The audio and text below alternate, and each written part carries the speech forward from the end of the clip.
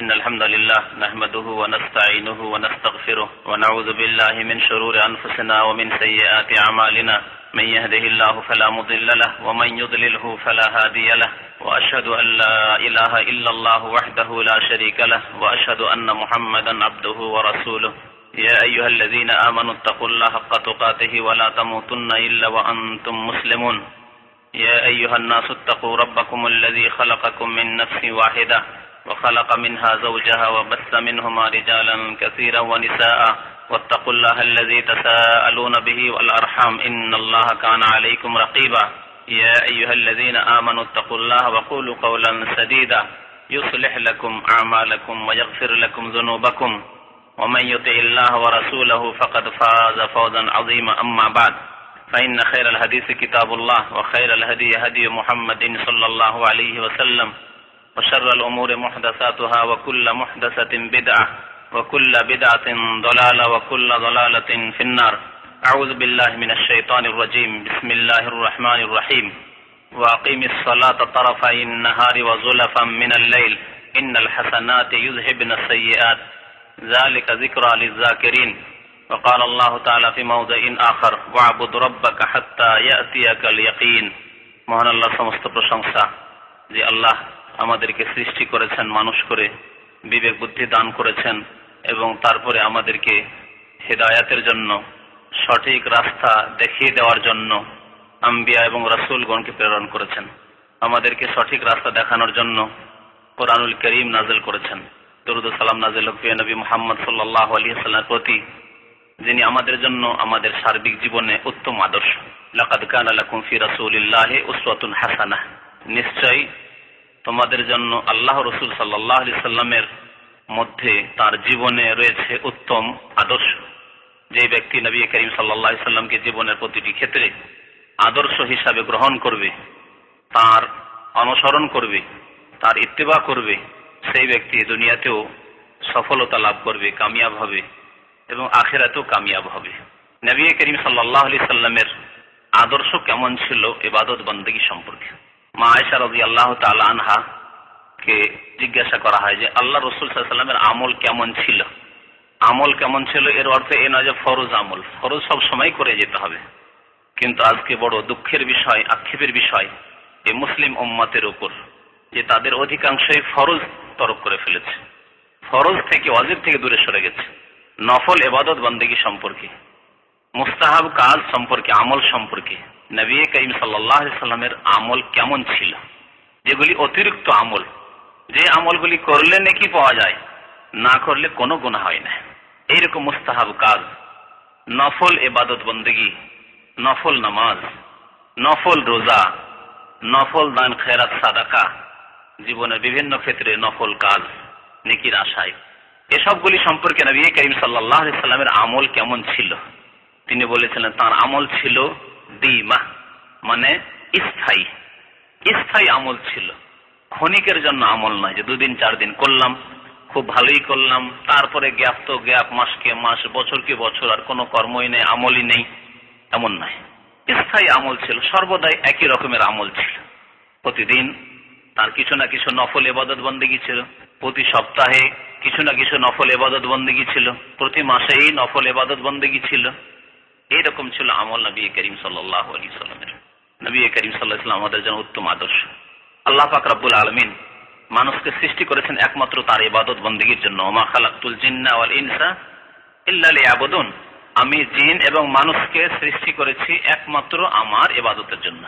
এখানে যেমন আল্লাহর একত্ব তাওহীদের কথা প্রমাণিত হয় যে ইবাদত কার হবে, একমাত্র মহান আল্লাহ পাকের, একমাত্র আল্লাহ পাক রব্বুল আলামিনের ইবাদতের জন্য আমাদেরকে সৃষ্টি করা হয়েছে, আর কারো ইবাদতের জন্য না, আর কোনো কিছুকে সিজদা করার জন্য না, আর কারো কাছে দোয়া করার জন্য নয়, আর কারো কাছে ফরিয়াদ করার জন্য নয়, আর কাউকে ভয় করার জন্য নয়, আর কোনো কিছুকে বা কোনো ব্যক্তিকে ভয় করে বা তার কাছে কোনো আশা, ভালো আশা করার জন্য নয়। আশা, আকাঙ্ক্ষা, ভয়, ভীতি, ইবাদতের যত রকমের প্রকরণ রয়েছে সব আল্লাহর জন্য খাস করতে হবে। ইল্লা লিয়াবুদুন, যেমন এই আল্লাহর তাওহীদ একত্বের কথা শিখতে পারলাম, জানতে পারলাম এই আয়াত থেকে, তেমন আমরা জানতে পারলাম যে আমাদেরকে এমনিতে সৃষ্টি করা হয়নি, উদ্দেশ্যবিহীন সৃষ্টি করা হয়নি, বিনা কাজে সৃষ্টি করা হয়নি যে খাবে দাবে কিছুদিন বেঁচে থাকবে আর তারপরে মরে যাবে, বাস হয়ে গেল। ইল্লা লিয়াবুদুন, ইবাদতের উদ্দেশ্যে আল্লাহ সৃষ্টি করেছেন যে বান্দা তার ইবাদত বন্দেগী করবে। আফা হাসিবতুম আন্নামা খালাকনাকুম আবাসা, তোমরা কি এই ধারণা রাখো যে তোমাদেরকে আল্লাহ বেকার সৃষ্টি করেছেন, বিনা কাজে সৃষ্টি করেছেন, বিনা উদ্দেশ্যে সৃষ্টি করেছেন? ওয়া আন্নাকুম ইলাইনা লা তুরজাউন, আর তোমাদেরকে আল্লাহর কাছে একদিন ফিরে আসতে হবে না। যদি এই ইয়াকিন থাকে, বিশ্বাস থাকে যে আল্লাহর কাছে ফিরে যেতে হবে, তাহলে ফরজে ওয়াজিবে আল্লাহর আদেশে রাসূলের আদেশ পালনে কোনো সময় ত্রুটি হবে না, অবহেলা হবে না। আর যদি এই ঈমান ইয়াকিন থাকে যে আল্লাহর কাছে ফিরে যেতে হবে, ওয়া আন্নাকুম ইলাইনা লা তুরজাউন, ফিরে যেতে হবে, ওয়াত্তাকু ইয়াওমান তুরজাউনা ফীহি ইলাল্লাহ, সেই দিনকে ভয় করো যেদিন আল্লাহর কাছে ফিরে যেতে হবে। এই ঈমান ইয়াকিন যদি থাকে মুমিন মুসলিমের, তাহলে তার দ্বারা গুনাহ হতে পারে না, তার দ্বারা জুলম অত্যাচার হতে পারে না, জুলম অত্যাচার গুনাহ পাপের ওপর সে অটল থাকতে পারে না। যদি হয়েও যায় ভুল ভ্রান্তি, তাহলে সাথে সাথে ফিরে আসবে, যার নাম হচ্ছে তওবা, তওবা করবে। আল্লাহ পাক রব্বুল আলামিন আমাদেরকে সৃষ্টি করেছেন তার ইবাদত বন্দেগীর জন্য। ইবাদত কেমন হইতে হবে? আল্লাহ পাক ইরশাদ করেছেন সূরা হিজরের আয়াত নম্বর 99, ওয়াবুদ রাব্বাকা হাত্তা ইয়াতিয়াকাল ইয়াকিন। হে নবী মুহাম্মদ সাল্লাল্লাহু আলাইহি ওয়াসাল্লাম, আপনি আপনার রবের ইবাদত করুন। ওয়াবুদ রাব্বাকা, কতক্ষণ পর্যন্ত, কতদিন পর্যন্ত? সময়সীমা হচ্ছে হাত্তা ইয়াতিয়াকাল ইয়াকিন, যতক্ষণ পর্যন্ত আপনার নিকট মওত না এসেছে। ইয়াকিন মানে হচ্ছে মওত। ইয়াকিন মানে যদি আর কিছু হইতো, যে সুফিজমের তাসাউফের এমন একটা উচ্চ স্তর, ফানাতিল্লাহ হয়ে যাওয়া, আর যার পর ইবাদত বন্দেগী মাফ হয়ে যায়, এরকম কথাবার্তা বলেন না সেই ভণ্ডরা? তাই যদি হইতো, তাহলে সর্বোচ্চ স্তরে কে পৌঁছেছেন? সবচেয়ে উঁচা স্তরে ইবাদত বন্দেগী করে কে পৌঁছেছেন? আব্দুল কাদের জিলানী পৌঁছেছেন না মুহাম্মদ রাসূলুল্লাহ পৌঁছেছেন? হ্যাঁ, ইমাম আবু হানিফা পৌঁছেছেন, খাজা মঈনুদ্দিন চিশতি পৌঁছেছেন, শাহজালাল পৌঁছেছেন, আবু বকর সিদ্দিক পৌঁছেছেন, ওমর ফারুক পৌঁছেছেন, ওসমান রাদিয়াল্লাহু আনহু পৌঁছেছেন, আলী রাদিয়াল্লাহু আনহু পৌঁছেছেন, হাসান হোসেন পৌঁছেছেন। আপনি নিজেই বিচার করুন যে নবী করিম সাল্লাল্লাহু আলাইহি ওয়াসাল্লামের ডানে বামে সামনে যে সাহাবায়ে কেরামদেরকে আল্লাহ পাক নির্বাচিত করেছিলেন এই জন্য যে তার আল্লাহ রাসূল সাল্লাল্লাহু আলাইহি ওয়াসাল্লাম ডান হাত বাম হাত হবেন, ডানে বামে সাথে থেকে আল্লাহর রাস্তায় জীবন দিবেন, প্রাণ দিবেন, সবকিছু কোরবানি করবেন। যদি এই স্তর হাসিল করা কারো পক্ষে সম্ভব হয়ে থাকে, তাদের পক্ষে সম্ভব হয়েছে, তাই না? সর্বোচ্চ স্তর আল্লাহ নৈকট্য লাভ। আর তা করার পরে যদি নামাজ রোজা হজ যাকাত মাফ হয়ে যায়, যা বলে থাকে এক শ্রেণীর পীর ভণ্ডরা, কুফরি কথা এটি, যে এমন একটা স্তর আছে যেখানে আর নামাজ রোজা হজ যাকাত কিছু থাকে না, তখন এটি হচ্ছে তাদের আকীদা বলছি, তাদের একটি কুফরি মতবাদ বলছি। যদি এই হতো, তাহলে প্রথম কার মাফ হইতো নামাজ? মুহাম্মদ রাসূলুল্লাহ সাল্লাল্লাহু আলাইহি ওয়াসাল্লাম মাফ হয়ে যেত। এমন উঁচু স্তরে আল্লাহর ইবাদত বন্দেগী করে পৌঁছেছেন, সেখানে মাফ হয়ে যাওয়া উচিত। আর তারপরে যদি কারো মাফ হইতো এই উম্মতে, তাহলে মাফ হতো প্রথম খলিফা আবু বকর সিদ্দিক রাদিয়াল্লাহু তাআলা, তারপরে ওমর, উসমান, আলী, হাসান, হোসেন, অন্যান্য সাহাবায়ে কেরামদের মাফ হতো। কারো মাফ হয়েছে? নবী করিম সাল্লাল্লাহু আলাইহি ওয়াসাল্লামের জীবনী পড়ে দেখুন তো, মৃত্যু শয্যায়, উঠে দাঁড়াতে পারেন না। আব্বাস এবং আলী রাদিয়াল্লাহু আনহুমার কাঁধে ভর দিয়ে কোন রকম করে মসজিদে পৌঁছে দেওয়া হলো। নবীর আশা আকাঙ্ক্ষা যে একবার মসজিদ আমাকে পৌঁছে দেওয়া হোক, শরীরে কোনো বল নেই, পৌঁছে দেওয়া হচ্ছে, দাঁড়িয়ে থাকতে পারছেন না, বসিয়ে দাও আমাকে। বসে গেলে আবু বকর সিদ্দিক রাদিয়াল্লাহু আনহু নামাজ শুরু করে দিয়েছে, সহিহ বুখারী শরীফের হাদিস।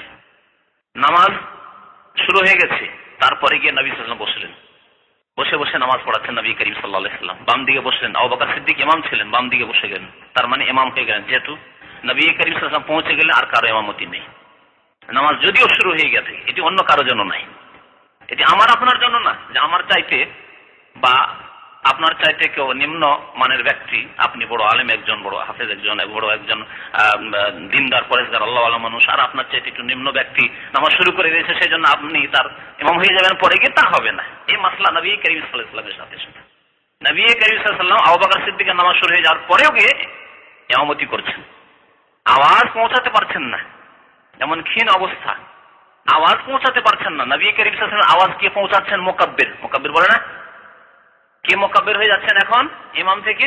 আবু বকর সিদ্দিক রাদিয়াল্লাহু তাআলা উচ্চ স্বরে তাকবীর পৌঁছাচ্ছেন মসজিদ নববীতে। শেষ নামাজ পড়ছেন নবী করিম সাল্লাল্লাহু আলাইহি ওয়াসাল্লাম। আর তারপরে সাহাবায়ে কেরামদের সাথে আর দেখা করার সুযোগ পাননি তিনি। আর মসজিদে যেতে পারেননি। তাহলে শেষ পর্যন্ত নামাজ পড়েছেন নবী করিম সাল্লাল্লাহু আলাইহি ওয়াসাল্লাম। আর শেষ ওসিয়ত করেছেন নবী করিম as-সালাত as-সালাত, নামাজকে ছাড়বে না, নামাজ ছাড়বে না। আল্লাহর হক আদায় করবে। আল্লাহ সবচেয়ে বড় হক হচ্ছে নামাজ মুসলিমের উপর। আর বান্দার হক সম্পর্কে সতর্ক করতে গিয়ে বলেছেন ওমা মালাকাত আইমানুকুম, দাস দাসী, চাকর নকর, যারা কাজের লোক, তোমার অধীনস্থ ব্যক্তি, তাদের সাথে ভালো আচরণ করবে, তাদের উপর জুলম অত্যাচার করবে না। এই দুটি মূল্যবান উপদেশ দিয়ে নবী করিম সাল্লাল্লাহু আলাইহি ওয়াসাল্লাম বিদায় নিয়েছেন। তাহলে আল্লাহর নবী সাল্লাল্লাহু আলাইহি ওয়াসাল্লামের ইবাদত মাফ হলো না। তাহলে ইয়াকিন মানে কোন একটি উচ্চ স্তর ইবাদত বন্দেগীর নয়। ইয়াকিন মানে তাহলে কি? মওত। ইয়াকিন মানে হচ্ছে মওত। তাহলে তোমার ইবাদত তুমি চালিয়ে যাও কতক্ষণ পর্যন্ত? মওত আসা পর্যন্ত। যতক্ষণ মওত আসেনি ততক্ষণ ইবাদত চালিয়ে যেতে হবে। এই জন্য কোন রোগী ব্যক্তির নামাজ মাফ নেই, কোন অসুস্থ ব্যক্তির, মাযুর ব্যক্তির নামাজ মাফ নেই যতক্ষণ পর্যন্ত তার হুঁশ জ্ঞান আছে। নবী করিম সাল্লাল্লাহু আলাইহি ওয়াসাল্লাম বলেছেন রফিয়াল কালাম আন সালাসা, তিন শ্রেণীর মানুষের উপর থেকে কলম উঠিয়ে নেওয়া হয়েছে। মানে আল্লাহ আর পাকড়াও করবেন না, ধরবেন না, গুনাহ লেখা হবে না, সাজা শাস্তি তাদের হবে না এই অবস্থায় পৌঁছে গেলে। তার মধ্যে একজন হচ্ছে আনিল মজনুনে, যে হুঁশ হারা হয়ে গেছে, পাগল হয়ে গেছে, অথবা সেন্সলেস হয়ে গেছে, বেহুশ হয়ে গেছে। হাত্তা ইউফিকা, যতক্ষণ পর্যন্ত তার হুঁশ জ্ঞান ফিরে না এসেছে। তাহলে যতক্ষণ পর্যন্ত হুঁশ জ্ঞান আছে, যদিও বিছানায় শুয়ে আছেন মরমর অবস্থা, তারপর নামাজ মাফ হয়নি, না আছে মাফ, নামাজ মাফ নেই।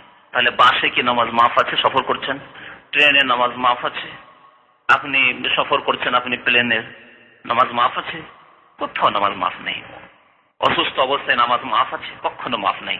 ইমরান ইবনে হুসাইন রাদিয়াল্লাহু তাআলা আনহু অসুস্থ থাকতেন, তাকে পাইলসের অসুখ ছিল, পাইলস অর্শরোগ, আরবিতে বাওয়াসির বলে। নবী করিম সাল্লাল্লাহু আলাইহি সাল্লাম বললেন সাল্লি কায়েমান, তুমি যদি পারো এই অসুস্থ অবস্থায় দাঁড়িয়ে নামাজ পড়ার চেষ্টা করবে। ফরজ নামাজ, ফরজ নামাজ দাঁড়িয়ে পড়তে পারবে, অথচ বসে কেউ যদি নামাজ পড়ে নামাজ হবে না। সুন্নত নফল নামাজ দাঁড়িয়ে নামাজ পড়তে পারে, অথচ যদি কেউ বসে নামাজ পড়ে তাহলে অর্ধেক নেকি পাবে। 2 রাকাত পড়ে 1 রাকাতের নেকি, 4 রাকাত পড়ে 2 রাকাতের নেকি। তাহলে এমন কেউ আছে নাকি, কেউ পাগল যে সুস্থ মানুষ অথচ বসে বসে নফল পড়বে? আছে কেউ? কিন্তু আমাদের দেশে তো আছে, নেই। নফল পড়ে বসে বসে, সুস্থ মানুষ বসে বসে রোগীর মতো, খোড়া লোকের মতো বসে বসে নফল পড়ে। আপনি 4 রাকাত নফল পড়ে 2 রাকাতের নেকি বলেন, 2 রাকাত নফল পড়ে 1 রাকাতের নেকি বলেন। কেন এই কাজ করবেন আপনি? অথচ নবী করিম সাল্লাল্লাহু আলাইহি ওয়াসাল্লাম বলেছেন সলাতু আজরিল কায়েদে নিসফু সলাতি আজরিল কায়েমে, বসে নফল নামাজ পড়া, সুন্নত পড়া লোকের সওয়াব হচ্ছে নিসফু সলাতি আজরিল কায়েম। যে ব্যক্তি দাঁড়িয়ে নামাজ পড়ে তার সওয়াবের অর্ধেক, আধা নেকি নেওয়ার জন্য। এত নেকিতে অনাগ্রহী, অনীহা, অভক্তি, বেশি বেশি নেকি দরকার না। আমার 1 রাকাত দিলাম, 2 রাকাত পড়বো, মেহনত করবো বেশি, কিন্তু নেবো কম। আছে কেউ নাকি এরকম?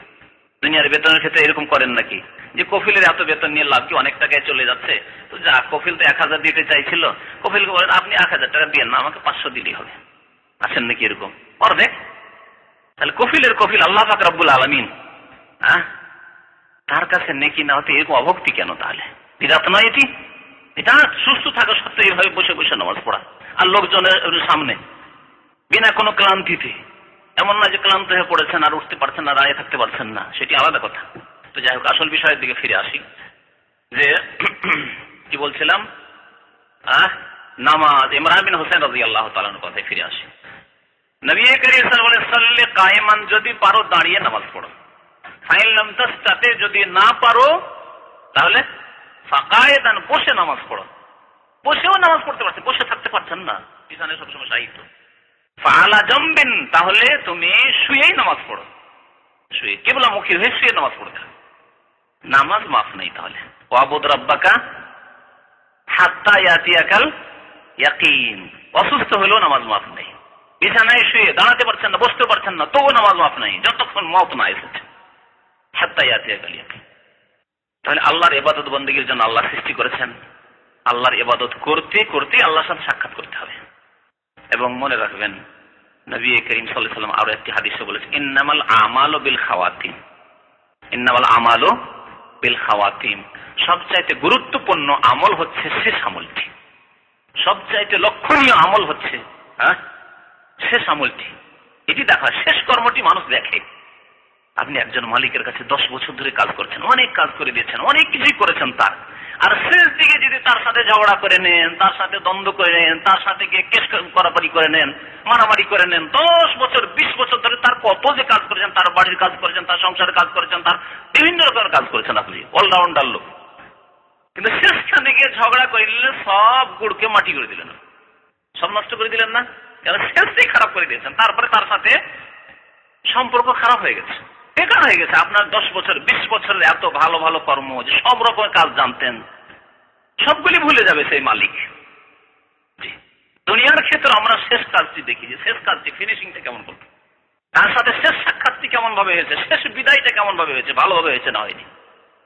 আপনার সাথে কারো যদি বন্ধুত্ব থাকে, বন্ধুত্বের ক্ষেত্রে এমন গাঢ় বন্ধু ছিল যে এক প্লেটে খেতেন আর খাইতেন, বাড়িতে হাত ধুইতেন তার বাড়িতে, এরকম অনেক বন্ধু অনেকের জীবনে এসেছে, কিন্তু শেষ দিয়ে গিয়ে ছোট বিবাদ হয়ে গেল।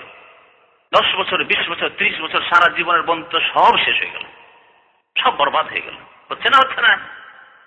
নবী করিম সাল্লাল্লাহু আলাইহি ওয়াসাল্লাম একটি কায়দা কানুন বলেছেন, মূল নীতিমালা ইসলামের, ইন্নামাল আমালু বিল খাওয়াতিম, মানুষের আমল নির্ভর করে খাতেমার আমলের উপর, শেষ আমলের উপর।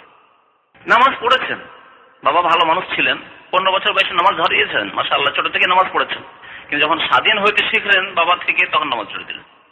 বা করলেন নেকির কাজ, করলেন যখন অভাব ছিল তখন বেশি নেকির কাজ করতেন, নামাজ রোজা করতেন, পাপ করতেন না, অন্যায় কাজ করতেন না। এখন বিদেশে এসে পয়সা হয়েছে, তখন কত রকমের পাপ করা শুরু হয়েছে, পাপ করেই মরলেন। এখন ঘরে হয়েছে ডিশ, বাড়িতে হয়েছে বিভিন্ন রকমের সারা বিশ্বের দৃশ্য দেখার ব্যবস্থা, কোনো অসুবিধা নেই, ঘরে বসে বসে আপনি রিমোট দিয়ে সবকিছু দেখতে পাচ্ছেন পৃথিবীর।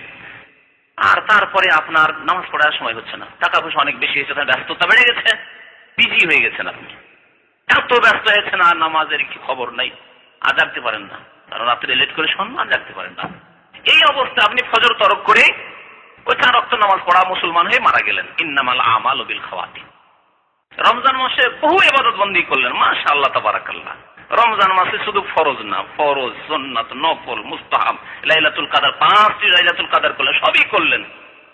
শাওয়াল মাস আসতে ধীরে ধীরে ধীরে ধীরে নামাজ ছেড়ে দিলেন, আপনি পুরা ছাড়লেন, হাফ ছাড়লেন, কিছু ছাড়লেন, কমের পক্ষে ফজর ছেড়ে দিলেন। এইরকমই কুফরি অবস্থায়, পাপের অবস্থায় থাকতে থাকতে কোন এক মাসে মত চলে আসলো। আগামী রমজান আসার আগে আগে মত চলে আসলো, ইন্নামাল আমালু বিল খাওয়াতিম। রমজান কোনো কাজে আসবে না, আসবে নাকি? শেষে আল্লাহ রাব্বুল আলামিনের সাথে আপনার সম্পর্ক খারাপ হয়ে গেছে, বিচ্ছিন্ন হয়ে গেছেন আপনি আল্লাহ থেকে। ইন্নামাল আমালু বিল খাওয়াতিম। সুতরাং আল্লাহর সাথে যদি সম্পর্ক ভালো রাখতে হয়, আল্লাহর সাথে যদি সম্পর্ক অটুট রাখতে হয়, মজবুত রাখতে হয়, তাহলে ওয়াবুদ রাব্বাকা হাত্তা ইয়াতিয়াকাল ইয়াকিন, তোমার রবের ইবাদত করো অতক্ষণ পর্যন্ত, যতক্ষণ পর্যন্ত তোমার কাছে মওত না আসে। একই রকম অবস্থায় চলো, যেমন ছিলে তুমি মুমিন বান্দা, মুসলিম, 5 ওয়াক্ত নামাজি, ধার্মিক, আল্লাহওয়ালা, আল্লাহকে ভয় করনেওয়ালা, রমজান মাসে তেমন শাওয়াল মাসে, তেমন জিলকাদে, তেমন জিলহজে, তেমন সুখে, তেমন দুঃখে, সব সময় তুমি একই রকম আল্লাহর ইবাদত চালিয়ে যাচ্ছ। তাহলে তোমার শুরুও ভালো, আর মধ্যও ভালো, আর শেষটিও ভালো। ইন্নামাল আমালু বিল খাওয়াতিম। আল্লাহ পাক রব্বুল আলামিন আর একটি আয়াতে ইরশাদ করেছেন, ওয়া আকিমিস সালাতা তারফাইন নাহার, নামাজ কায়েম করো দিনের 2 দিকে, সকালে বিকেলে, ওয়া যুলাফাম মিনাল লাইল, এবং রাতের কিছু অংশে। আল্লাহ পাক রব্বুল আলামিন এই 2 কথায় 5 ওয়াক্ত নামাজের দিকে ইঙ্গিত করেছেন স্পষ্টভাবে। কোরআনে কারীম আল্লাহ পাক রব্বুল আলামিন খামস দিয়ে 5 ওয়াক্ত নামাজের কথা বলেননি, তবে ইশারা ইঙ্গিতে এক আয়াতে নয়, বেশ কয়েক আয়াতে আল্লাহ পাক রব্বুল আলামিন বলেছেন যে 5 ওয়াক্ত নামাজ রয়েছে, যার ব্যাখ্যা করেছেন প্রিয় নবী মুহাম্মদুর রাসূলুল্লাহ সাল্লাল্লাহু আলাইহি ওয়াসাল্লাম, যার তাফসীর করেছেন নবী করিম সাল্লাল্লাহু আলাইহি ওয়াসাল্লাম। কারণ আল্লাহ তাকে তাফসীর করার ইখতিয়ার দিয়েছিলেন, এই জন্যই প্রেরণ করেছিলেন। লিতুবাইয়িনা লিন-নাসি মা নুজিলা ইলাইহিম, হে নবী, ওয়া আনজালনা আলাইকা যিকরা, তোমার উপর আমি নাযিল করেছি জিকির, কোরআনে কারীম নাযিল করেছি। লিতুবাইয়িনা লিন-নাসি মা নুজিলা ইলাইহিম, তাদের জন্য যা নাযিল করা হয়েছে তা তাদের জন্য আপনি স্পষ্টভাবে বয়ান করে দেবেন। তাহলে তারফাইন নাহার মানে কি? দিনের 2 দিকে, ফজর নামাজ, আসর নামাজ, যোহর নামাজ, যুলাফাম মিনাল লাইল, রাতের কিছু অংশে, মানে মাগরিব, সূর্য অস্ত হওয়ার পরে, আর ঈশান নামাজ। এই কথা বয়ান করেছেন প্রিয় নবী মুহাম্মদুর রাসূলুল্লাহ সাল্লাল্লাহু আলাইহি ওয়াসাল্লাম তার বহু হাদিসে। তার মধ্যে একটি হাদিস, খামসু সালাওয়াতিন ফিল ইয়াউমি ওয়াল লাইলা, দিন রাত্রে 5 ওয়াক্ত নামাজ কায়েম করতে হবে, 5 ওয়াক্ত নামাজ পড়তে হবে। এভাবে নবী করিম সাল্লাল্লাহু আলাইহি ওয়াসাল্লাম বয়ান করেছেন। তো আল্লাহ পাক রব্বুল এই আয়াতে ইরশাদ করছেন ওয়াকিমিস সালাতা তারফাইন নাহার, দিনের দুই দিকে নামাজ কায়েম করো, ওয়া যুলাফাম মিনাল লাইল, রাতের কিছু অংশে নামাজ কায়েম করো, ফরজ নামাজ 5 ওয়াক্ত নামাজের কথা আল্লাহ বললেন। তারপর আল্লাহ পাক বলছেন ইন্নাল হাসানাত ইউযহিবুনা সাইয়্যাত, কারণ নেকি গুনাহগুলিকে ধুয়ে মুছে সাফ করে দেয়। মানুষের নেকি গুনাহগুলিকে দূরে করে দেয়, মোচন করে দেয়। আপনি নেকির কাজ করলে গুনাহ সাফ হয়ে যায়, মাফ হয়ে যায়। ইন্নাল হাসানাত ইউযহিবুনা সাইয়্যাত যালিকা যিকরা লিয-যাকিরিন, উপদেশ হাসিলকারীর জন্য, উপদেশ যারা গ্রহণকারী তাদের জন্য এতে রয়েছে উপদেশ যে তোমরা 5 ওয়াক্ত নামাজ কায়েম করবে এবং নিজের নেকি দিয়ে গুনাহগুলিকে ধুয়ে মুছে সাফ করবে। এই জন্যই নবী করিম সাল্লাল্লাহু আলাইহি ওয়াসাল্লাম বলেছেন 5 ওয়াক্ত নামাজের কথা, যারা 5 ওয়াক্ত নামাজ কায়েম করে তারা যেন 5 বার কি করলো? গোসল করলো। তোমাদের কেউ যদি দিনে রাতে 5 বার করে গোসল করে তো হাল ইয়াবকা মিন দারানিহি শাই, তার শরীরে কোনো ময়লা মাটি থাকতে পারে? নবী করিম সাল্লাল্লাহু আলাইহি ওয়াসাল্লাম সাহাবায়ে কেরামদেরকে জিজ্ঞাসা করলেন।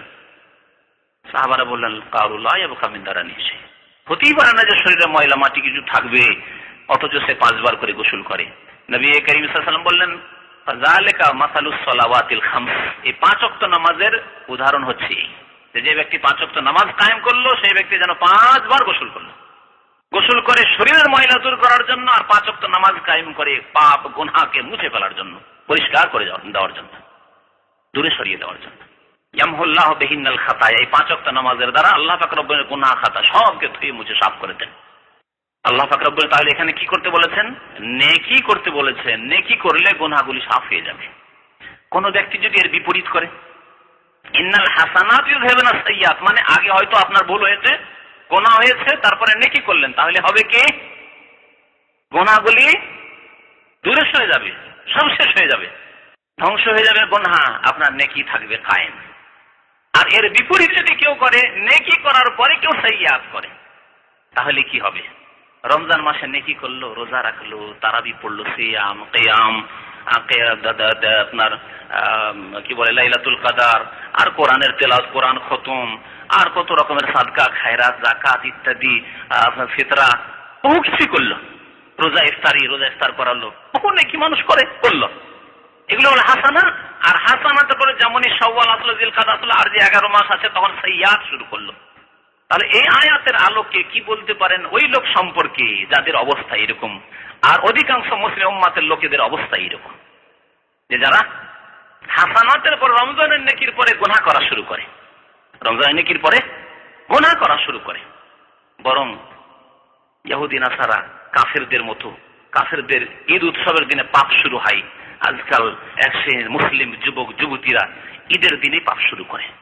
ঈদ পড়ার পরে চললো সিনেমা হলে হাত ধরে, এক ঈদের সাথে যুবক যুবতী কলেজ ইউনিভার্সিটিতে একসাথে পড়াশোনা করে, জি, মদ খাওয়া শুরু হলো, অবাধ মেলামেশা শুরু হলো, ঈদের পার্টি করা শুরু হলো, নারী পুরুষের একাকার হয়ে একসাথে খাওয়া দাওয়া আর একসাথে অবাধ মেলামেশা, এসব মুসলিম জাতিতে হচ্ছে। তাহলে কি বলতে পারেন তাদের সম্পর্কে? যেমন গুনাহ নেকিতে গুনাহকে দূরে সরিয়ে দেয়, তাহলে আপনার যদি এর বিপরীত অবস্থা হয় যে নেকির পরে যদি গুনাহ করেন তাহলে কি অবস্থা হবে? উলামায়ে কেরাম বলেছেন যে আপনার আমল কবুল হলো না, এটা কেমন করে আপনি টের পাবেন, কেমন করে বুঝবেন? রমজান মাসে রোজা রেখেছেন, আপনার রোজা কবুল হয়েছে না হয়নি কেমন করে বুঝবেন? রমজান মাসে মাশাআল্লাহ তারাবি পড়েছেন, আপনার তারাবি কবুল হইলো আল্লাহর দরবারে না হইলো না কেমন করে বুঝবেন? কোরআন খতম করেছেন, আপনার আল্লাহ কবুল করলেন কি করলেন না, সওয়াব নেকি দিলেন না কেমন করে বুঝবেন আপনি? দান খায়রাত করেছেন, রোজা ইফতার করিয়েছেন, বহু নেকি করেছেন, এগুলি কবুল হলো কি হলো না এর লক্ষণ কি? শুনে রাখুন ভালো করে। ওলামারা বলছেন যে যদি দেখা যায় যে নেকির পরে নেকি করছেন, আপনি নেকির পরে নেকি করছেন, অর্থাৎ রমজানের নেকি করলেন বা যে কোনো সময় নেকি করলেন, হজের নেকি করলেন, হাজী সাহেবরা হজের নেকি করে আসলেন, তারপরে হজ কবুল হলো কি হলো না। এখানে আরেকটি কথা বলি লক্ষণ বলার আগে, যে সাহাবায়ে কেরামরা আল্লাহর দরবারে কবুল হলো কি হলো না এই সম্পর্কে কত যে তারা পেরেশান থাকতেন, কত যে চিন্তিত থাকতেন, তা চিন্তা করার জন্য বলছি। যে তারা 6 মাস ধরে দোয়া করতেন যে আল্লাহ আমাদেরকে সহি সালামতে সুস্থভাবে রমজানে পৌঁছিয়ে দাও, আর রমজান শেষ হয়ে যাওয়ার পরে দীর্ঘ 6 মাস ধরে দোয়া করতেন যে আল্লাহ রমজানের ইবাদত বন্দেগী কবুল করো। 6 মাস কবুল হওয়ার জন্য দোয়া করতেন আল্লাহ দরবারে, যা করলাম আল্লাহ কবুল করো, নামাজ কবুল করো, রোজা কবুল করো রমজান মাসের, তারাবি কবুল করো, কোরআন খতম কবুল করো, দান খেরাত কবুল করো, ইফতার কয়লাম কবুল করো, যত করলাম কবুল করো। 6 মাস শুধু দোয়া করতেন, কবুল করো আল্লাহ। আর যখন বাকি 6 মাস থাকতো তখন দোয়া করতে লাগতেন, আল্লাহ আগামী রমজান পৌঁছে দাও, আল্লাহুম্মা বাল্লিগনা রমাদান। কবুল হওয়ার ব্যাপারটি এত গুরুত্বপূর্ণ তা বোঝার জন্য আরেকটি কথা এখানে জেনে রাখা ভালো। ইব্রাহিম আলাইহিস সালাম যখন কাবা ঘর তৈরি করলেন, তার ইখলাসে কোন রকমের ত্রুটি ছিল? কোথায়? শাম দেশে, ইরাকে বাড়ি, ইরাক থেকে হিজরত করেছেন মুহাজির, শাম দেশ সিরিয়া, আর শাম দেশ থেকে আসছেন, পায়ে হেঁটে আসছেন, বন আর জঙ্গল আর মরুভূমি আর পাহাড় সবকিছুকে অতিক্রম করে মক্কাতুল মুকাররমা পৌঁছেছেন। আর আল্লাহর আদেশ হচ্ছে যে এখানে আমার ঘর তৈরি করা, কাবা তৈরি করা। এই ঘরে সারা বিশ্বের মানুষ তাওয়াফ করবে, এখানে এসে হজ করবে, এখানে এসে উমরা করবে। ওয়াজদিন ফিন নাস বিল হজ। কাবা ঘর তৈরি হওয়ার পরে আল্লাহ ঘোষণা করতে বলেন ইব্রাহিম আলাইহিস সালামকে যে পাহাড়ের উপর চড়ো, আর চড়ে তুমি ঘোষণা করো। এই কাবা ঘর যখন তৈরি করা শেষ হলো, ওয়াইজ ইয়ারফা ইব্রাহিমুল কাওয়াইদা মিনাল বাইতি ওয়া ইসমাঈল রব্বানা তাকাব্বাল মিন্না ইন্নাকা আনতাস সামিউল আলিম। চিন্তা করেছেন, ইব্রাহিম আলাইহিস সালাম ঘর নির্মাণ করছেন, ইটগুলিকে পাথরগুলিকে সেট করছেন এক একটা করে, আর ইসমাঈল আলাইহিস সালাম উঠিয়ে উঠিয়ে দিচ্ছেন পাথরগুলিকে। ওয়াইজ ইয়ারফা ইব্রাহিমুল কাওয়াইদা মিনাল বাইতি ওয়া ইসমাঈল, ইব্রাহিম আলাইহিস সালাম বাইতুল্লাহর যে ভিত আছে তা নির্মাণ করছেন, আর ইসমাঈল আলাইহিস সালাম তার সাহায্য করছেন, আর দুইজনেই দোয়া করছেন রব্বানা তাকাব্বাল মিন্না, হে আল্লাহ আমাদের এই খেদমত কবুল করো, আমাদের এই ইবাদত কবুল করো, আল্লাহ আমাদের এই মসজিদে হারাম কবুল করো, আমাদের এই ঘরকে আল্লাহ তুমি কবুল করে নাও। রব্বানা তাকাব্বাল মিন্না ইন্নাকা আনতাস সামিউল আলিম, আল্লাহ তুমি সবকিছু শোনো এবং তুমি সবকিছু জানো, আমাদের অন্তরের কথা জানো, কি উদ্দেশ্যে আমরা ঘর তৈরি করছি, আর তুমি সবকিছু শুনছো আল্লাহ পাক রব্বুল আলামিন, সব দেখছো আল্লাহ পাক রব্বুল আলামিন। রব্বানা তাকাব্বাল মিন্না ইন্নাকা আনতাস সামিউল আলিম। এই দোয়া কার? ইব্রাহিম আলাইহিস সালাম, ইসমাঈল আলাইহিস সালামের। তাহলে কবুলের ব্যাপারটি কত গুরুত্বপূর্ণ, যে একটি কাজ আপনি করলেন যদি কবুল না হয় একেবারে বেকার হয়ে গেল, বেকার হয়ে গেল, নামাজ পড়া না পড়া সমান হয়ে গেল। রোজা রাখলেন কবুল হলো না, বেকার হয়ে গেল। যাকাত দিলেন কবুল, লোক দেখানো করেছিলেন কবুল হলো না, বেকার হয়ে গেল। তারাবি পড়েছিলেন কবুল হলো না, বেকার হয়ে গেল। কবুলের ব্যাপারটি এত গুরুত্বপূর্ণ। এই জন্য কোরআনে কারিমে সূরা মুমিনুনে একটি আয়াত রয়েছে, আল্লাহ পাক রব্বুল আলামিন ইরশাদ করেছেন যে মুমিনদের বৈশিষ্ট্য, ওয়াল্লাযিনা ইউতুনা মা আতাউ ওয়া কুলুবুহুম ওয়াজিলা, যে সব লোকেরা আল্লাহর রাস্তায় দান করে, আল্লাহর রাস্তায় দান করে। এখানে দান খেরা সাদকার কথা বলা হয়েছে, যাকাতের কথা বলা হয়েছে, এই প্রসঙ্গে বলা হয়েছে দান করার পরেও কুলুবুহুম ওয়াজিলা, ভয়ে ভীত, তাদের হৃদয়, তাদের অন্তর ভয়ে ভীত। সাহাবায়ে কেরাম জিজ্ঞাসা করছেন, ইয়া রাসূলুল্লাহ তাদের অন্তর ভয়ে ভীত কেন? যারা দান করছে, যারা নেকির কাজ করছে, তাদের অন্তর ভয়ে ভীত কেন? ভয়ে ভীত ওই সব লোকদের যারা করে না, যাদের পাপ আছে, যারা অন্যায় কাজ করে, যারা জুলম অত্যাচার করে, যারা আল্লাহর হক আদায় করে, নামাজ পড়ে না, যারা যাকাত দেয় না, যারা রোজা রাখলো না, তাদের ভয় হওয়া উচিত। কিন্তু যে লোকটি নামাজ পড়লো, যে লোকটি রোজা রাখলো, যে লোক যাকাত দিল, দান খেরাত করলো, আর রোজাদারকে ইফতার করালো, তারপরে কুলুবুহুম ওয়াজিলা, ই আবার কোন কথা হইল? জি, প্রশ্ন। মুমিনের বৈশিষ্ট্য হচ্ছে যে অন্তর এত ভয়ে ভীত, যেমন আল্লাহর কাছে আশাও রাখে, তেমন এই ভয় রাখে যে কি জানি যদি কবুল না হয়, কি জানি যদি কোনো ভুল ত্রুটি হয়ে যায়। ইখলাসে, আন্তরিকতা নিয়েতে ইখলাসে ত্রুটি রয়েছিল, আল্লাহর জন্য না, আল্লাহর সাথে দুনিয়ার কিছু খরচ করেছিলাম, দুনিয়ার উদ্দেশ্যে, লোকের সমাজের ভয়ে রোজা রেখেছিলাম, সমাজে কি বলবে তাই বলে রোজা রেখেছিলাম, অথবা কারো কথাই রোজা রেখেছিলাম, কিন্তু আসলে আল্লাহ সন্তুষ্টির জন্য, জান্নাতের আশায়, জাহান্নাম থেকে বাঁচার জন্য, পরকালে জবাবদিহির ভয়ে, এসব ভয়ে রোজা রাখেনি, এসব ভয়ে ইবাদতবন্দি করিনি, এসব ভয়ে তারাবি পড়িনি।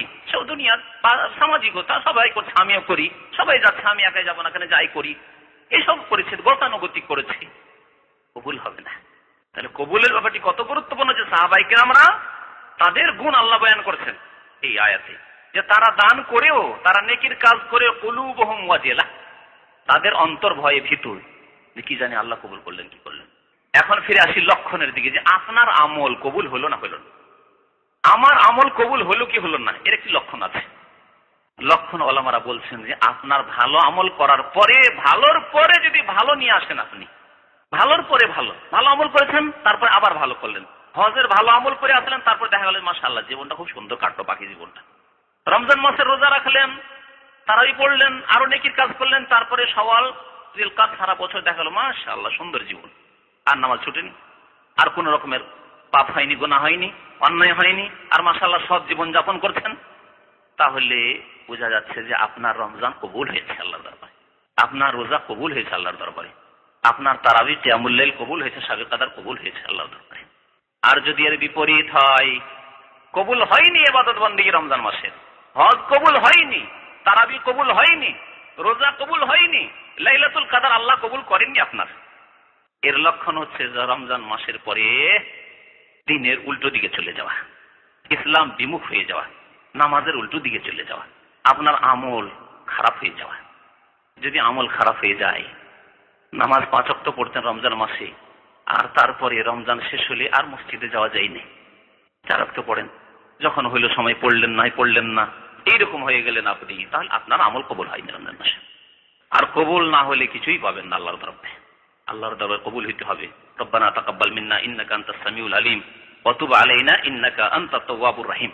রমজান মাসের পরে ইবাদত শেষ হয়ে যায় না, এখন ফরজ ছেড়ে দিয়ে, ফরজের কথা বলছি না, আগেই বলেছি যে ফরজ প্রত্যেক মুসলিমকে করতেই হবে, ফরজ অজেব কাজ করতেই হবে প্রত্যেক মুসলিমকে। আসেন নফল ইবাদত বন্দেগী সম্পর্কে। নবী করিম সাল্লাল্লাহু আলাইহি ওয়াসাল্লামের আমল কেমন ছিল বলেছিলাম শুরুতেই। আরেকটি হাদিস বলি, প্রিয় নবী সাল্লাল্লাহু আলাইহি ওয়াসাল্লাম বলেছেন, আহাব্বুল আমালি ইলাল্লাহি আদওয়ামুহা ওয়া ইন কাল্লাহ, বুখারী মুসলিম শরীফের হাদিস। আল্লাহর নিকট সবচেয়ে প্রিয় আমল হচ্ছে স্থায়ী আমল, যেটি কন্টিনিউ হয়ে থাকে, সবসময় আমলগুলি করছেন, নিয়মিত করে যাচ্ছেন, গ্যাপ দেন না, আপনি বড় গ্যাপ দেন না, সপ্তাহ গ্যাপ, মাস গ্যাপ, বছর গ্যাপ, ওই রকম না, নিয়মিত যে আমলগুলি করে যান সেগুলি হচ্ছে সবচেয়ে প্রিয় আমল আল্লাহ পাক রব্বুল আলামিনের নিকট। ইলাল্লাহ ওয়া ইন কাল্লা, যদিও তার পরিমাণ অল্প হোক না কেন, যদিও তার পরিমাণ অল্প হোক না কেন। এর একটি উদাহরণ দিই নামাজের ক্ষেত্রে। আপনি তাহাজ্জুদের নামাজ পড়তে পারেন না, কিন্তু প্রত্যেক রাত্রে 2 রাকাত নামাজ পড়ে আল্লাহর কাছে দোয়া করেন। ওয়া ইন কাল্লা, কম, মাত্র 2 রাকাত নামাজ, আজানের 10 মিনিট আগে, 5 মিনিট আগে উঠে 2 রাকাত নামাজ পড়ে আল্লাহর কাছে দোয়া করে আপনি সেজদায় পড়ে, কম। তাহাজ্জুদের ব্যাপারটাই নেন, তাহাজ্জুদ হয়তো পড়ছেন, কিন্তু আপনি 11 রাকাত পুরো করতে পারছেন না, মেহনতের কাজ পাচ্ছেন না। সর্বনিম্ন তাহাজ্জুদের 7 রাকাত পড়লেন। নবী করিম সাল্লাল্লাহু আলাইহি ওয়াসাল্লাম যে দিনগুলিতে অসুস্থ থাকতেন তখন কমের পক্ষে 7 রাকাত, 9 রাকাত পড়তেন। ওয়াইন কাল্লা, যদিও কম হোক না কেন, 7 রাকাতই হোক না কেন, 9 রাকাতই হোক না কেন, আপনি পড়লেন। নামাজের ক্ষেত্রে এইরকম ইশরাকের নামাজ, জোহা, সালাতুল জোহা, সকালবেলা, সকাল 9টা 10টা, 8টা 9টা 10টা 11টার মধ্যে জাওয়ালের আগে, বেশি না, আপনি 4 রাকাত পারলেন না, 8 রাকাত পারলেন না, 2 রাকাত নামাজ পড়ে নিলেন। 2 রাকাত নামাজ সকালবেলা, ডিউটি হইতে যাচ্ছেন 9টায়, তার আগে 2 রাকাত ওযু করে নামাজ পড়ে নিলাম। আর যদি আপনার যে কর্মক্ষেত্রে আছেন, যদি আপনার মালিক পারমিশন দেয়, তাহলে কর্মক্ষেত্রে আপনি 2 রাকাত নামাজ পড়ে নিলাম, নফল নামাজ, জোহর নামাজ, তাফসীর নামাজ। আহাব্বুল আমালে ইলাল্লাহ, এটা বছরে একবার নয়, মাসে একবার নয়, সপ্তাহে একবার নয়, আদওয়ামুহা, স্থায়ী ভাবে যদি আপনি দৈনিক পারেন, এটি হচ্ছে সবচাইতে ভালো, আল্লাহর নিকটে প্রিয়। রোজার ক্ষেত্রে নেন, রমজান মাসে রোজা রেখে দিলাম, আর 11 মাস কোনো রোজা নেই, এটি প্রিয় আমল নয়। রমজান মাসের রোজা তো ফরজ ছিল, কিন্তু স্থায়ী আমল কোথায় আপনার? তাহলে স্থায়ী আমল হতে হলে প্রত্যেক মাসে কিছু না কিছু রোজা হওয়া উচিত আপনার, নফল রোজা কিছু হওয়া উচিত আপনার। কিছু কেমন করে হবে? এখন দেখতে হবে আপনাকে নবী করিম সাল্লাল্লাহু আলাইহি ওয়াসাল্লামের আদর্শ, তার সুন্নাত কেমন ছিল। লাকাদ কানা লাকুম ফি রাসূলিল্লাহি উসওয়াতুন হাসানা, রাসূলুল্লাহ সাল্লাল্লাহু আলাইহি ওয়াসাল্লামের মধ্যে রয়েছে তোমাদের জন্য উত্তম আদর্শ। আপনাদের মাঝে প্রিয় নবী সাল্লাল্লাহু আলাইহি ওয়াসাল্লাম কি আদর্শ ছেড়ে গেছেন? নফল রোজা সম্পর্কে, নফল ইবাদত বন্দেগী সম্পর্কে। রোজা সম্পর্কে নিয়ে নেন, রোজা রমজানে শেষ করলাম, ব্যাস না, প্রথম নেন নফল রোজা। নবী করিম সাল্লাল্লাহু আলাইহি ওয়াসাল্লাম ইরশাদ করেছেন, মুসলিম শরীফের হাদিস, মান সামা রমাদানা, যে ব্যক্তি রমজান মাসে রোজা রাখলো, সুম্মা আতবা সিত্তাম মিন শাওয়াল, তারপরে শাওয়াল মাসের 6টি রোজা রাখলো। কয়টি রোজা? শাওয়াল মাসে 6টি রোজা রাখলো। কানা কাসিয়ামুদ দাহর, এইভাবে নিয়মিত যদি সে রোজা রাখে, তাহলে সে যেন সারা জীবন রোজায় থাকতো। এইভাবে যদি সে রোজা রাখে প্রতি বছর কতটি রোজা হলো তাহলে? 30 আর 6, 36টি রোজা যদি কেউ রাখে, তাহলে সেই ব্যক্তি যেন সারা জীবন রোজা রাখার নেকি পেল। কিভাবে হিসাব জানা আছে না?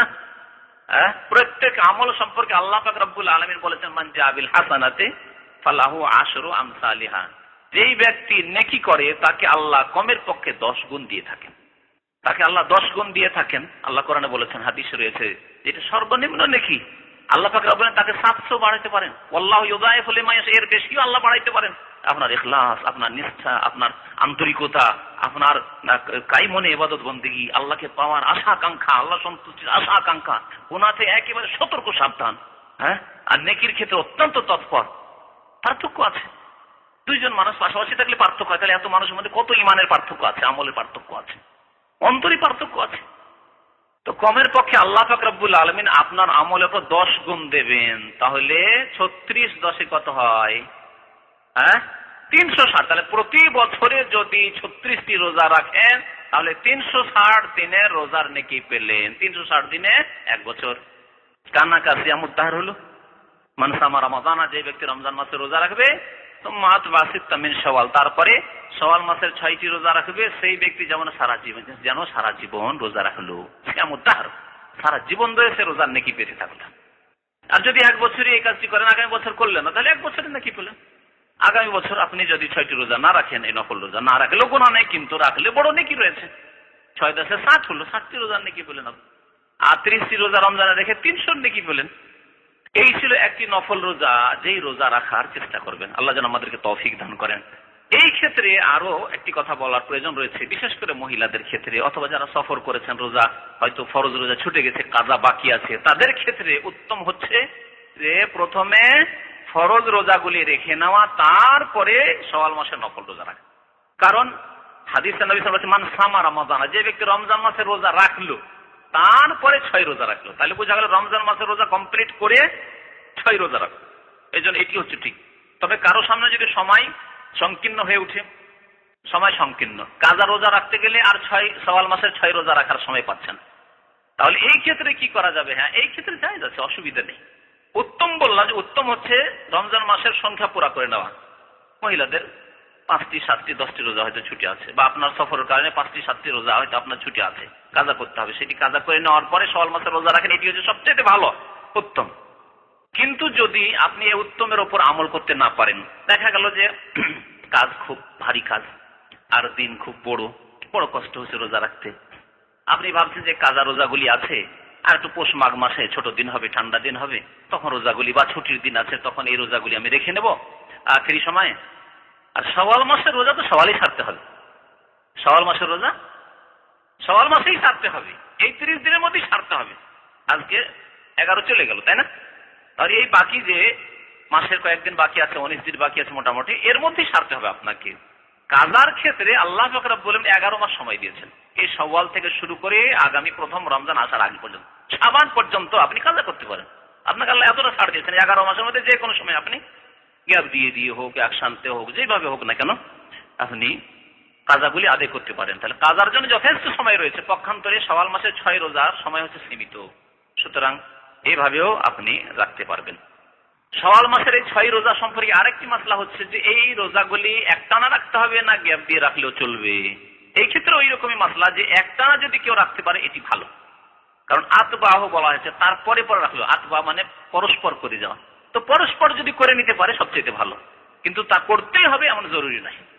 পরস্পর করতে পারলেন না, কিন্তু দেখছেন আমার ছুটি আছে, শুক্রবার ছুটি, সোমবারে ছুটি, বৃহস্পতিবার ছুটি, আমি সেই দিনগুলিতে রেখে দেবো। অথবা সপ্তাহে আমি কন্টিনিউ রোজা রাখলে অসুবিধা, আমি সপ্তাহে 2 দিন বা 1 দিন, নবী করিম সাল্লাল্লাহু আলাইহি ওয়াসাল্লাম রোজা রাখতেন সোমবার বৃহস্পতিবার, আমি ওইভাবে রেখে নেব। আর শাওয়াল মাসের 6 রোজার নিয়ত করলাম, তো অসুবিধা নেই, ইনশাআল্লাহ তাআলা সেভাবে রাখা যেতে পারে গ্যাপ দিয়ে রাখলেও। এই ছিল এক নফল রোজার ইবাদত বন্দেগী। যেসব উত্তম আমল এবং উত্তম ইবাদত রয়েছে তার মধ্যে রোজা একটি অত্যন্ত গুরুত্বপূর্ণ ইবাদত। রোজার প্রশংসা সম্পর্কে আল্লাহ পাক রব্বুল সূরা আহজাবের আয়াত নম্বর 35 এ ইরশাদ করেছেন, মুসলিম নারী পুরুষ তাদের বিভিন্ন গুণাবলী আল্লাহ পাক রব্বুল উল্লেখ করার পরে বলছেন ওয়াসাইমিনা ওয়াসাইমাত, রোজাদার পুরুষ এবং রোজাদার নারী, ওয়াল হাফিজিনা ফুরুজাম ওয়াল হাফিজাত, আর যারা লজ্জাস্থানের হেফাজতকারী পুরুষ, লজ্জাস্থানের হেফাজতকারিনী নারী। এ বলে আল্লাহ পাক রব্বুল আলামিন তাদের সম্পর্কে বলছেন রোজাদার পুরুষ, রোজাদার নারী, এসব যারা ভালো ভালো গুণে গুণান্বিত সেসব নারী পুরুষ সম্পর্কে আল্লাহ ইরশাদ করেছেন আ'আদাল্লাহু লাহুম মাগফিরাতাম ওয়া আজরান আযীমা, তাদের জন্য আল্লাহ পাক রব্বুল আলামিন মার্জনা প্রস্তুত রেখেছেন। আল্লাহর পক্ষ থেকে মার্জনা ক্ষমা প্রস্তুত রয়েছে তাদের জন্য। আর কি রয়েছে? ওয়া আজরান আযীমা, মহা পুরস্কার রয়েছে আল্লাহ পাকের নিকটে। আজরান আযীম, মহা পুরস্কার আল্লাহ রেখেছেন। তাহলে রোজার নেকি খুব বড় নেকি। রোজার ফজিলত সম্পর্কে যথেষ্ট রমজান মাসে শুনেছেন, তার মধ্যে এটি একটি ফজিলত যে রোজার ইবাদত অত্যন্ত গুরুত্বপূর্ণ ইবাদত। সুতরাং এই নফল রোজাগুলি রাখার চেষ্টা করবেন। এই 6 রোজা হলো। আর একটি নফল রোজা, নবী করিম সাল্লাল্লাহু আলাইহি ওয়াসাল্লাম সোমবারে আর বৃহস্পতিবারে রোজা রাখতেন। নবী করিম সাল্লাল্লাহু আলাইহি ওয়াসাল্লামকে একবার জিজ্ঞাসা করা, ইয়া রাসূলুল্লাহ, আপনি সোমবারে বৃহস্পতিবার রোজা রাখেন। নবী করিম সাল্লাল্লাহু আলাইহি ওয়াসাল্লাম বললেন যে তুরাদুল আমালু ইলাল্লাহি ইয়াউমাল ইসনাইন ওয়া ইয়াউমাল খামিস।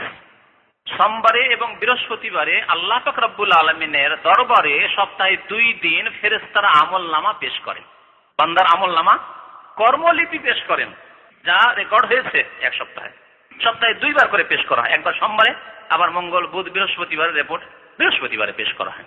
ফাওয়াহিব্বু আন ইউরাদা আমালি ওয়া আনা সাইম। সুতরাং আমি পছন্দ করি যে আমার আমল যখন আল্লাহর দরবারে পেশ করা হবে সেই দিন যেন আমি রোজাই থাকি। আর ফেরেশতারা যখন পেশ করবে যে মুহাম্মদ সাল্লাল্লাহু আলাইহি ওয়াসাল্লাম কি অবস্থায় রয়েছেন, তখন ফেরেশতারা রিপোর্টে লিখেন যে আজকে সোমবারে মুহাম্মদ সাল্লাল্লাহু আলাইহি ওয়াসাল্লাম রোজাই রয়েছেন। বৃহস্পতিবারে ফেরেশতারা যখন আল্লাহর দরবারে রিপোর্ট পেশ করবেন, তখন যাতে করে ফেরেশতারা রিপোর্টে বলেন মুহাম্মদ সাল্লাল্লাহু আলাইহি ওয়াসাল্লাম বৃহস্পতিবার রোজাই রয়েছেন। আপনি কি এরকম চান না? আল্লাহ যেন আমাদের সবাইকে তৌফিক দান করেন, বলুন আমিন। কত ভাগ্যবান যে ফেরেশতারা আপনার সম্পর্কে রিপোর্ট পেশ করছে। পাপ হতে পারে রোজার অবস্থায়, বিশেষ করে পাপ যেসব হয় রোজার অবস্থায়, মানুষ পাপ থেকে বেঁচে থাকে। আপনার একটা অনুভূতি আছে, আমি এখন রোজায় আছি, কারোর সাথে ঝগড়া করবো না, লড়াই করবো না, গাল দিব না, মিথ্যা বলবো না, ধোঁকাবাজি করবো না, অকথ্য ভাষা বলবো না, গীবত করবো না, আমি খারাপ জিনিস দেখবো না।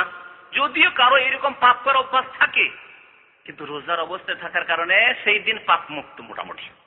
সিগারেট বিড়ি খান, আপনি হারাম খান, সেই দিন পাপ মুক্ত সিগারেট বিড়ি গুনাহ থেকে, তাই না, এই হারাম থেকে। তার এই অবস্থায় আপনার আমলনামা পেশ করা হলো আল্লাহ পাক রব্বুল আলামিনের দরবারে। কত ভালো কথা। নবী করিম সাল্লাল্লাহু আলাইহি ওয়াসাল্লাম এই কথাই বলেছেন। আর এক হাদিসে রয়েছে, নবী করিম সাল্লাল্লাহু আলাইহি ওয়াসাল্লামকে জিজ্ঞাসা, সোয়েলা রাসূলুল্লাহ আন সিয়াম ইয়াউমিল ইসনাইন। সোমবারের রোজা সম্পর্কে বিশেষ করে একবার নবী করিম সাল্লাল্লাহু আলাইহি ওয়াসাল্লামকে কোন এক সাহাবী জিজ্ঞাসা করেন যে ইয়া রাসূলুল্লাহ, সোমবারে আপনি কেন রোজা রাখেন? তখন তিনি বলেন, যাকা ইয়াউমুন ওয়ালিদতু ফীহি। এই এমন দিন, সোমবারের দিন, যেই দিনে আমার জন্ম হয়েছে, যেই দিন আমার জন্ম হয়েছে। আর একটু বাড়তি রয়েছে সে হাদিসে যে ওয়া বুইসতু ফীহি, এই দিনে আমাকে নবী করা হয়েছে। এই দিনে প্রথম ওহী এসেছে হীরা পাহাড়ের গুহায়, হচ্ছে জাবালে নূর, মক্কায়, যার নতুন নাম পরবর্তীকালে নাম হয়েছে জাবাল নূর। এখানে আল্লাহর পক্ষ থেকে আলো আসার কারণে, দিনের আলো, ইসলামের আলো, কোরআনের আলো আসার কারণ এই পাহাড়ের নাম হচ্ছে হীরা পাহাড়, গারে হীরা, হীরা পাহাড়ের গুহা। তো এখানে নবী করিম সাল্লাল্লাহু আলাইহি ওয়াসাল্লামের উপর যে প্রথম ওহী আসে ইকরা বিসমি রাব্বিকাল্লাযী খালাকের এই কয়েকটি আয়াত, সেই দিনটি ছিল সোমবার ছিল। অবশ্যই ফি, আমাকে নবী করে পাঠানো হয়েছে এই সোমবারে। সেজন্য আমি পছন্দ করি যে এই দিনটিতে আল্লাহর শুকরানা পেশ করি, আল্লাহ তুমি আমাকে নবী করেছো, তোমার শুকরিয়া আদায় করা উচিত।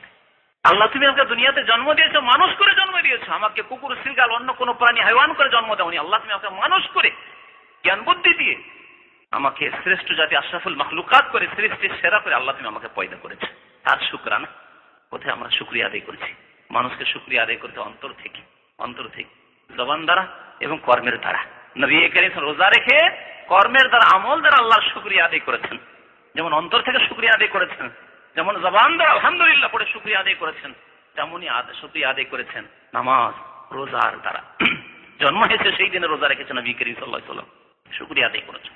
সোমবারের দিনে নবী সাল্লাল্লাহু আলাইহি ওয়াসাল্লামের রোজা রাখা সম্ভব। আচ্ছা, কেউ যদি বলে যে আমারও যেদিন জন্ম হয়েছে সেই দিন আমি রোজা রাখবো, শুকরানা, না, আপনি করবেন না, কারণ সাহাবায়ে কেরামরা তা করেননি। তবে নবী সাল্লাল্লাহু আলাইহি ওয়াসাল্লামের যেদিন জন্ম হয়েছে, আপনার জন্মের দিন চাইতে শ্রেষ্ঠ দিন হচ্ছে ওই দিন। আপনার জন্ম তেমন কোনো মূল্য রাখে না, আপনার জন্মের দিন তেমন কোনো মূল্য রাখে না, কিন্তু নবী করিম সাল্লাল্লাহু আলাইহি ওয়াসাল্লামের জন্মের দিন আপনার কাছে মূল্য রাখে। তিনি পৃথিবীতে এসেছেন, আর তারপরে আল্লাহ তাকে নবী বানিয়েছেন, আর তার দ্বারা আমাকে আল্লাহ পাক রব্বুল আলামিন মুমিন মুসলিম হওয়ার তৌফিক দান করেছেন। সুতরাং সেই দিনে রোজা রাখেন যেই দিনে নবী করিম সাল্লাল্লাহু আলাইহি ওয়াসাল্লামের জন্ম হয়েছে, এবং নবী করিম সাল্লাল্লাহু আলাইহি ওয়াসাল্লাম যেই দিনে রোজা রেখেছেন। বাস্তব তাহলে সোমবার আর বৃহস্পতিবারের এই দ্বিতীয় নফল রোজা হলো। নফল রোজা, তৃতীয় নফল রোজা হচ্ছে মাসে 3টি রোজা রাখা। মাসে, প্রত্যেক মাসে 3টি রোজা রাখা। আরবি মাসে, ইসলামিক মাসে, মুহররম থেকে এই জিলহজ পর্যন্ত প্রত্যেক মাসে 3টি করে নবী করিম সাল্লাল্লাহু আলাইহি ওয়াসাল্লাম রোজা রাখতেন। সোমবারে রাখতেন, বৃহস্পতিবার রাখতেন, আর মাসে 3টি করে রোজা রাখতেন। এই মাসে 3টি রোজা রাখা নবী সাল্লাল্লাহু আলাইহি ওয়াসাল্লাম নিজেও রেখেছেন এবং সাহাবায়ে কেরামদেরকে আদেশ করেছেন। আবু হুরায়রা রাদিয়াল্লাহু তাআলা আনহু সবচেয়ে বেশি হাদিস বর্ণনা করেছেন। হাদিসের কিতাব যদি পড়েন দেখবেন যে আবু হুরায়রা বর্ণনা করেছেন, আবু হুরায়রা বর্ণনা করেছেন, তাই না? 5000-এর বেশি তিনি হাদিস বর্ণনা করেছেন। আবু হুরায়রা রাদিয়াল্লাহু তাআলা বলছেন যে আওসানি খালিলি সাল্লাল্লাহু আলাইহি ওয়াসাল্লাম বিসালাতিন, আমার অন্তরঙ্গ বন্ধু প্রিয় নবী মুহাম্মদ সাল্লাল্লাহু আলাইহি ওয়াসাল্লাম, সাহাবায়ে কেরামরা এভাবে বলতেন, কিন্তু আল্লাহর নবী বলছেন যে আমি আল্লাহ ছাড়া আর কাউকে বন্ধু বানাইনি। লাউ কুনতু মুত্তাখিযান খালিলান, আমি যদি কাউকে অন্তরঙ্গ বন্ধু বানাইতাম তাহলে কাকে বানাইতাম? লাত্তাখালতু আবু বকরিন খালিলা, তাহলে আবু বকর রাদিয়াল্লাহু তাআলা আনহুকে আমি অন্তরঙ্গ বন্ধু সাব্যস্ত করতাম, বন্ধু হিসাবে গ্রহণ করতাম। অন্তরঙ্গ খলিল, সাদিক মানে হচ্ছে এমনি বন্ধু, তাই না? রফিক মানেও বন্ধু, আর খলিল মানে হচ্ছে একেবারে অন্তরঙ্গ বন্ধু। নবী করিম সাল্লাল্লাহু আলাইহি ওয়াসাল্লাম অন্তরঙ্গ বন্ধু একমাত্র গ্রহণ করেছিলেন আল্লাহ পাক রব্বুল আলামিন। তাই সাহাবায়ে কেরামরা তো আল্লাহর নবীকে বলতেন, কিন্তু আল্লাহর নবী কোনো ব্যক্তিকে খলিলই বলেননি। তিনি একমাত্র আল্লাহকে খলিল হিসেবে অন্তরঙ্গ বন্ধু হিসেবে গ্রহণ করেছিলেন। তাই আবু হুরায়রা রাদিয়াল্লাহু তাআলা বলছেন যে আমাকে আমার অন্তরঙ্গ বন্ধু প্রিয় নবী সাল্লাল্লাহু আলাইহি ওয়াসাল্লাম 3টি ওসিয়ত করেছেন, মানে উপদেশ দিয়েছেন। একটি হচ্ছে সাওম সালাসাতে আইয়ামিন মিন কুল্লি শাহর, প্রত্যেক মাসে 3টি রোজা রাখা, প্রত্যেক মাসে 3টি রোজা রাখা। ওয়া সালাতুদ দুহা, আর দ্বিতীয় উপদেশ ছিল যে দুহার নামাজ পড়বে। দুহার নামাজ সকাল 8টা-9টা থেকে জাওয়ালের আগ পর্যন্ত, সূর্য মাথার উপর থেকে গড়ার আগে আগে, যখন একটু তাপ হয়ে যাবে রোদরে তখন থেকে শুরু করে সূর্য মাথার উপর থেকে ঢলে যাওয়ার আগ পর্যন্ত আপনাকে পড়তে হবে। সর্বনিম্ন 2 রাকাত, 4 রাকাত, 6 রাকাত, 8 রাকাত পর্যন্ত পড়তে পারেন। এই হচ্ছে দুহার নামাজ। নবী করিম সাল্লাল্লাহু আলাইহি ওয়াসাল্লাম ওসিয়ত করেছেন, উপদেশ দিয়েছেন আবু হুরায়রা রাদিয়াল্লাহু তাআলা আনহুকে পড়ার। আর কি তৃতীয় উপদেশ দিয়েছেন, ওয়াল্লা আনামা ইল্লা আলা উইতরিন, আর আমি যাতে করে বেতর পড়ে শুই, বেতরের নামাজ পড়ে যাতে ঘুমাই, বিনা বেতরে যাতে না ঘুমাই। এই উপদেশ কেন দিলেন? তাকে এই উপদেশ কেন দিলেন না নবী করিম সাল্লাল্লাহু আলাইহি ওয়াসাল্লাম যে দেখো তুমি তাহাজ্জুদ পড়বে, তা তো বললেন না। জি, নবী করিম সাল্লাল্লাহু আলাইহি ওয়াসাল্লাম ব্যক্তির দিকে লক্ষ্য করতেন, এই ব্যক্তি কেমন। যদি দেখতেন দুর্বল ব্যক্তি, যদি দেখতেন খুব ঘুম ভারী, একজন দুর্বল মানুষ রোগী হয়ে থাকে, একজন মানুষ এমনি ঘুম বেশি তার, আর তাকে যদি বলা হয় তুমি তাহাজ্জুদ পড়বে আর বেতরটা শেষ রাতে পড়বে, যুক্তিযুক্ত হবে? দুর্বল মানুষ ঘুমিয়ে গেলে তার হোশ দিশেই থাকে না। হ্যাঁ, এত ঘুম ভারী যে তাকে জাগিয়ে অনেক সময় জাগানো যায় না, জাগালে আবার শুয়ে পড়ে। ওই রকম লোককে যদি বলা হয় তুমি তাহাজ্জুদ পড়ো আর বেতরটা শেষ রাতে পড়িও, তো কোনোদিন বেতর পড়তে পারবে? সবসময় বেতর তার যাবে আর গুনাহগার হবে সে। কারণ বেতরের বড় গুরুত্ব রয়েছে, বেতরের বড় গুরুত্ব রয়েছে। যদি অধিকাংশ উলামাদের নিকটে সুন্নতে মুআক্কাদা, কিন্তু তা ছাড়লে গুনাহগার হবে। আর অনেক উলামারাই যেন ওয়াজিব বলেছেন, আর ওয়াজিব সুন্নতে মুআক্কাদা কাছাকাছি, যেটি ফরজ নয়। তো কথা হচ্ছে যে বেতর পড়ে শুইতে বলেছেন নবী করিম আবু হুরায়রা রাদিয়াল্লাহু তাআলা আনহুকে। পক্ষান্তরে অন্য